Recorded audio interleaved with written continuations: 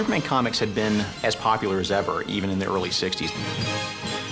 September of '66 came along and the Superman TV show was ready to go on the air. I mean, there was no question. This was going to be huge. Superman is unparalleled. He's one of the most known characters in the world. Hey, it's Superman.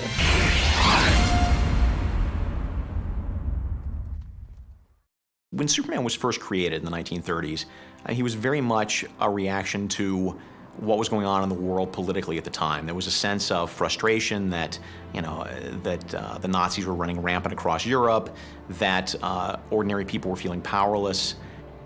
During the 1940s, he very much became a super patriot. He very much became a purely American symbol. I think that the phrase truth, justice, and the American way was created very much specifically for that era of the war, and then it was kicked up again by the TV show in the 50s when we were very much about the race against communism.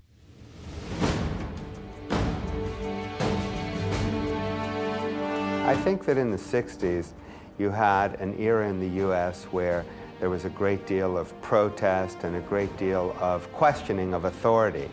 I think bringing Superman in sort of reinforced the values of truth, justice, and the American way, and gave people a touchstone from which to feel more secure and more calm in very turbulent times. 1966, a post-Jack Kennedy space race era where science was very much at the forefront of American teaching and science fiction was kind of reaching a new renaissance in pop culture. There was the Times. I mean, Russia was up there with Sputniks all over the place, and we were up there with nothing, as I recall. So Superman put stuff up in the air. Where he came from. A very forward-thinking time in America where we really honestly believed, as we did, that we could reach the moon, that we could reach the stars.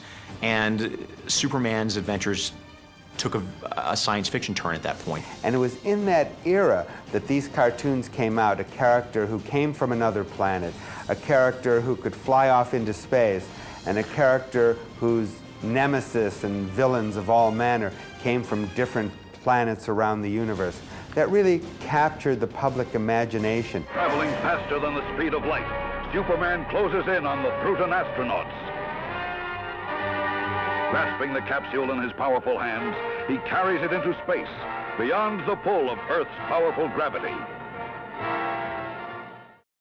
The Silver Age started in 1956 with a character named the Flash, the fastest man alive. And they revived Hawkman and the Atom and the Justice League, which is the Silver Age version of the Justice Society. I mean, that's when they really caught hold of the public consciousness. And so the Silver Age is very much a time of, in comics, a time of experimentation, a time of wild, outlandish ideas. It's not about making the characters realistic or grim and gritty or very much, urban and realistic. It's about making them fantastic. People forget that when the Golden Age was over after World War II, all the superheroes completely died off. Only 3 managed to stay without no interruption in their publishing, and that's Superman and Batman and Wonder Woman. They're the only ones that never stopped publishing.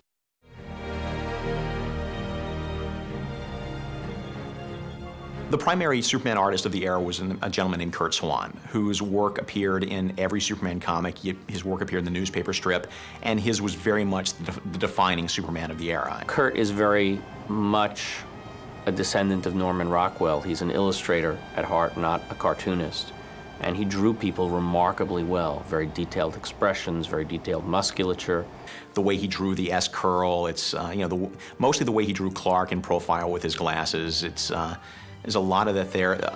A lot of it extends more to the supporting cast. Lois with her perennial pillbox hat, which, best dressed reporter in Metropolis easily. But that's very much a Curt Swan touch.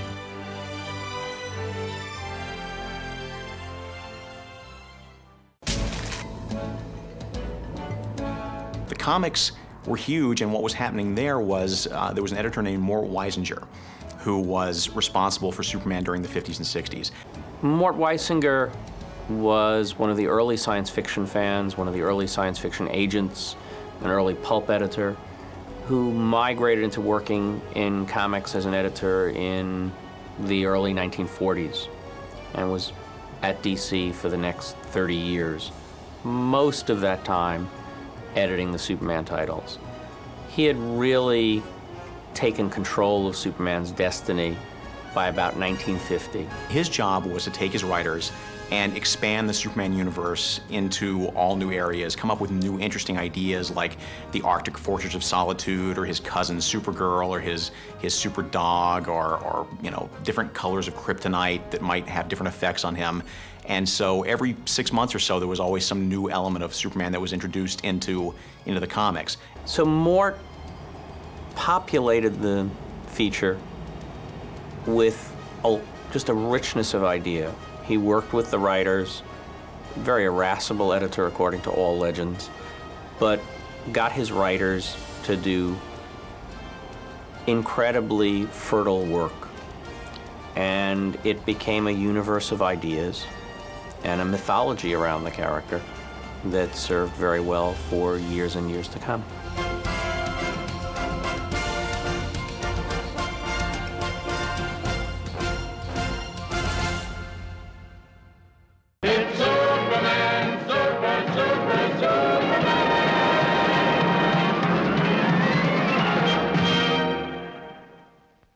The New Adventures of Superman debuted on CBS on September 10th, 1966 at the 11 o'clock slot, and it was a huge success right off the bat. So the influence of the show was that 50s type of era.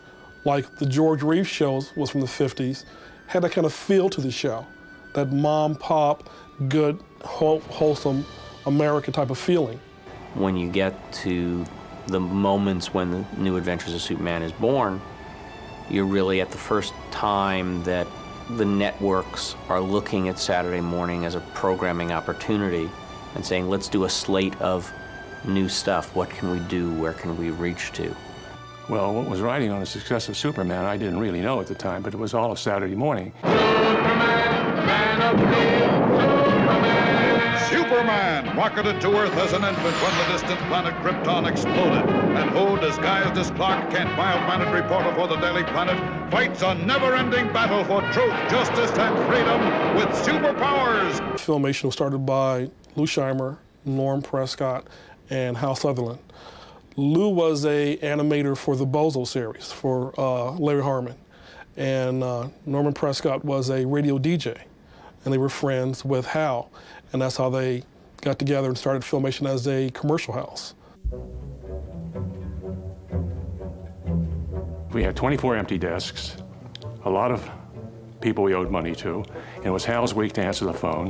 In 1965, the Filmation folks had gone to DC Comics looking for the license of Superman. And Norm says, well, we got to prove to these guys that we can do this show. They want to give us all this money to produce this whole series. He said, I think they want us to do it. He said, they want to see the studio. I said, what studio? I said, there's me, there's Hal, there's an empty desk, there are 14 other empty desks, and there's a mannequin out front.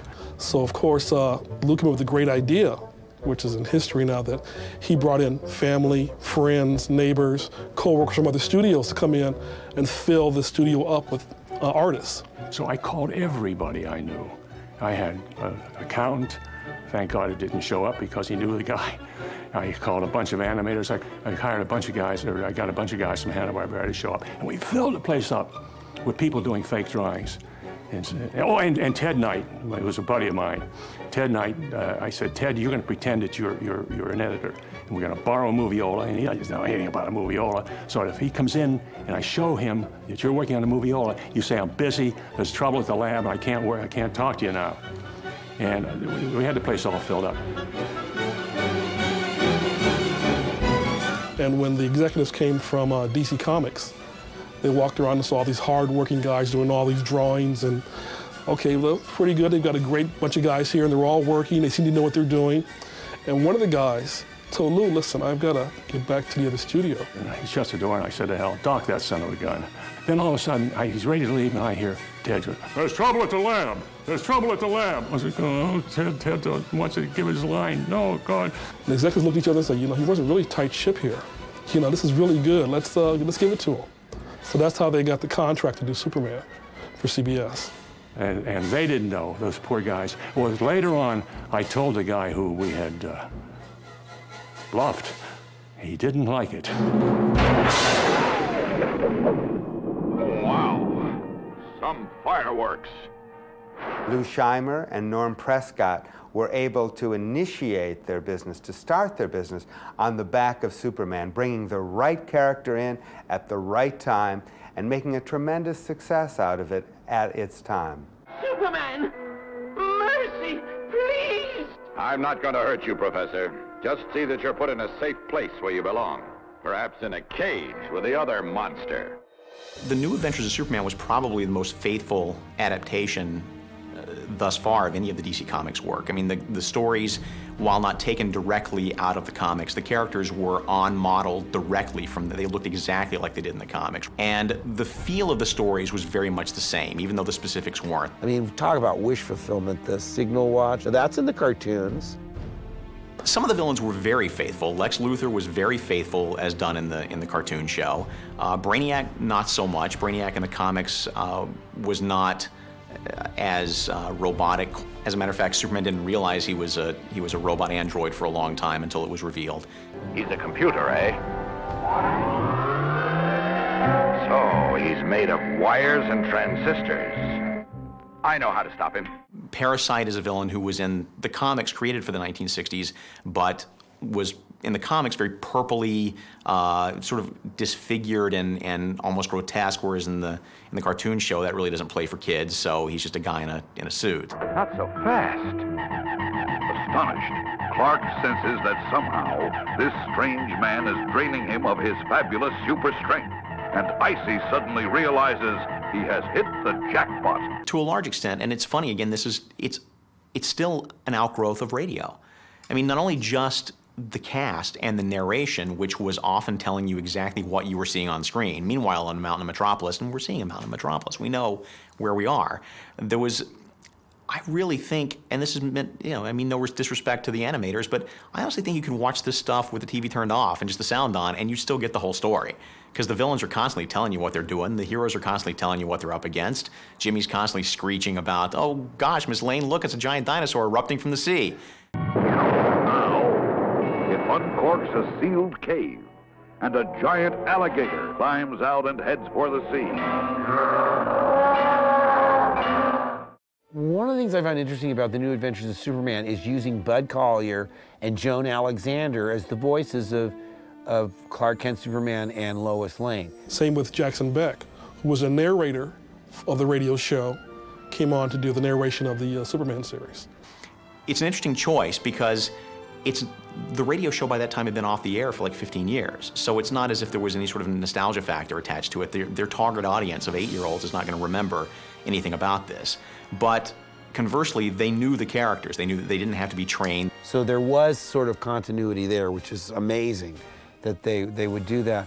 And they didn't know whether or not they were going to hire two different actors, one to play Clark and one to play Superman. And Bud Collyer solves the problem by doing Clark in sort of his high tenor, gosh, Lois, I don't know why Jimmy would act this way, and then shifting down to his baritone for this looks like a job for Superman. I've got a hunch this is a job For Superman. When you talk about Superman's recognition value, popularity, presence as an icon, one of my favorite statistics is one from a market research study we did a few years ago, that something like 94% of people in Thailand who had access to a TV set knew who Superman was. I guess it's the idea that you could fly. It's so wrought with the idea of freedom, just to fly out your window, away from your family and your troubles in school. That great invincibility that we all aspire to and they all wish that we had. I mean, I really hope that it's fun for people, but I hope people don't lose sight of what it was that drew them to these things in the first place. I think New Adventures of Superman is going to be remembered fairly fondly because, first off, it was Filmation's first big show, and beyond that, it was also the first superhero cartoon on television. As minimalist as these cartoons are, and the fact that I think that the appeal is mostly nostalgia, it's the gateway show that will allow them to come into the world of comic books and see what they're missing. It was also the thing that put Filmation Studios on the map. And equally as important, it was at a time when Superman comic books were selling reasonably well, but they were in a bit of decline, so it certainly helped keep Superman in the public consciousness all throughout the 1960s.